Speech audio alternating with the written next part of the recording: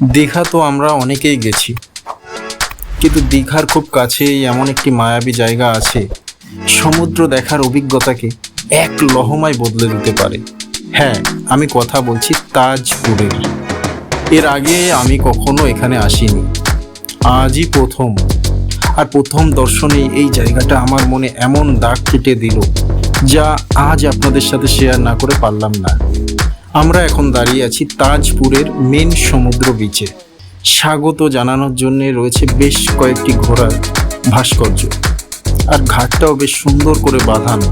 তবে সত্যি বলছি, এই সিঁড়ি দিয়ে যখন নামছিলাম, প্রথমে তো ভাবলাম ধুর, এইটুখানি একটা পুকুরের মতো ঘাট দেখতে মানুষ কেন তাজপুরে আসে। বিশ্বাস করুন, তখনও আমি জানতাম না তাজপুরের আসল সৌন্দর্য কোথায় লুকিয়ে আছে। সিঁড়ি দিয়ে নেমে ওই যে দূরে বাঁদিকে দেখা যাচ্ছে মন্দারমণি, আর ওই যে দূরে মন্দারমণি ব্রিজ।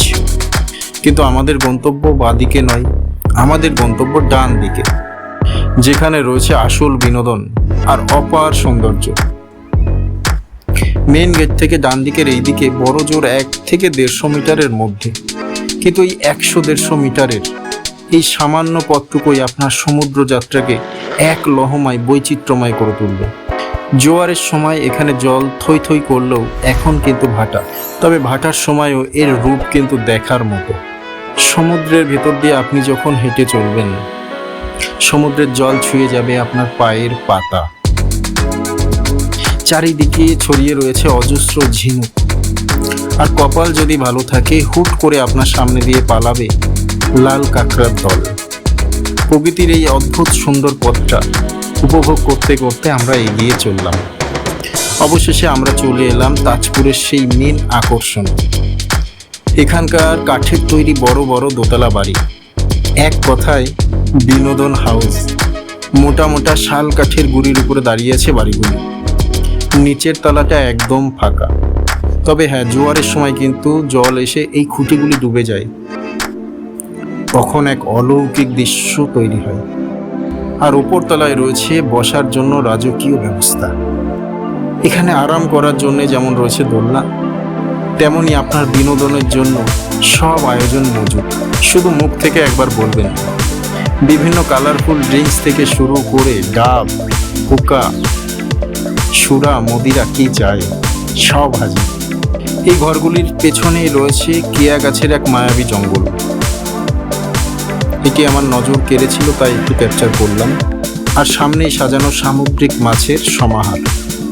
জ্যান্ত মুরগি থেকে শুরু করে কাঁকড়া, পমফ্রেট, চিংড়ি, যা পছন্দ তাই অর্ডার করুন। আমাদের অর্ডার করা চিংড়ি আর পমফ্রেট যখন কাকিমা সযত্নে আনলেন, মুখে দিয়েই বুঝলাম দীঘার রান্না ওই উড়িয়া ধাঁচের স্বাদ কেন ভোজন রসিকদের বারবার নাড়া দেয়। খাওয়ার পর এইবার শুরু হলো আমাদের ফটোশ্যুট এবং দোলনায় শুয়ে দোল খাওয়া। এর মাঝেই চোখের সামনে ভেসে উঠল আর এক অদ্ভুত দৃশ্য।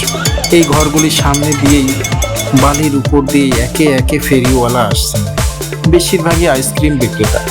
সমুদ্রের এই আনন্দের মাঝেও লুকিয়ে আছে তাদের জীবন ও জীবিকা। এরপর আমরা সোজা বসে গেলাম দুপুরের মেইন কোর্সে। পাতে পড়লো ধোয়া ওঠা গরম ভাত আর দেশি চিকেন কষা। তবে শেষের দিকে একটা কথা বলি, তাজপুর আসার আগে কিন্তু অবশ্যই দুটো সাবধান বাণী মাথায় রাখবেন।